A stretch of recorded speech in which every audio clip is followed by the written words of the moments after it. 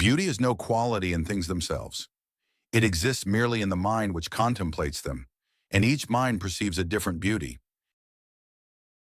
The purpose of human beings is not only their worldly welfare. This entire world is trifling and futile. It ends in death and annihilation.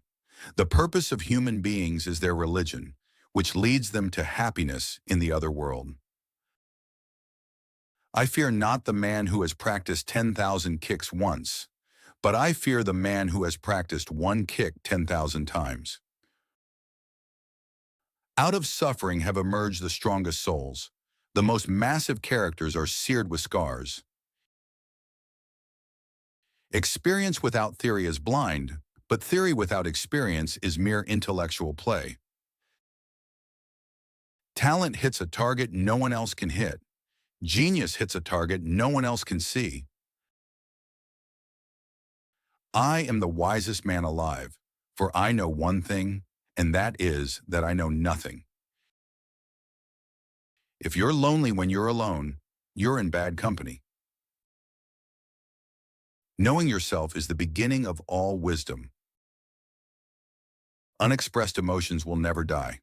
They are buried alive and will come forth later in uglier ways. Be kind, for everyone you meet is fighting a harder battle. New opinions are always suspected and usually opposed without any other reason but because they are not common. What strikes me is the fact that in our society, art has become something which is related only to objects and not to individuals, or to life. That art is something which is specialized or which is done by experts who are artists. But couldn't everyone's life become a work of art? Why should the lamp or the house be an art object, but not our life? Further conceive, I beg, that a stone, while continuing in motion, should be capable of thinking and knowing, that it is endeavoring, as far as it can, to continue to move. Such a stone, being conscious merely of its own endeavor, and not at all indifferent, would believe itself to be completely free, and would think that it continued in motion solely because of its own wish.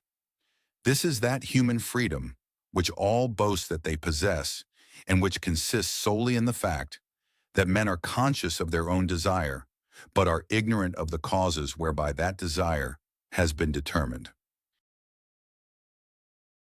Any man who tries to be good all the time is bound to come to ruin among the great number who are not good. Hence, a prince who wants to keep his authority must learn how not to be good and use that knowledge, or refrain from using it, as necessity requires.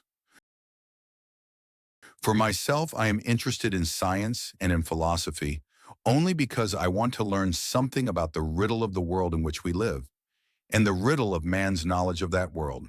And I believe that only a revival of interest in these riddles can save the sciences and philosophy from an obscurantist faith in the expert's special skill and in his personal knowledge and authority.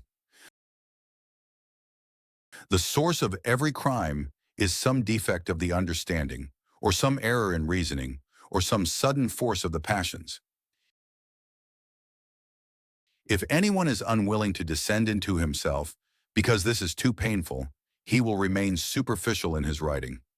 If I perform to myself, then it's this that the style expresses. And then the style cannot be my own. If you are unwilling to know what you are, your writing is a form of deceit. The knowledge of anything, since all things have causes, is not acquired or complete unless it is known by its causes.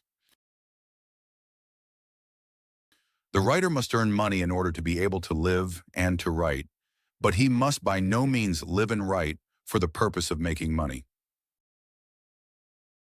In philosophy, you have to reckon with the implicit level of an accumulated reserve, and thus with a very great number of relays, with the shared responsibility of these relays.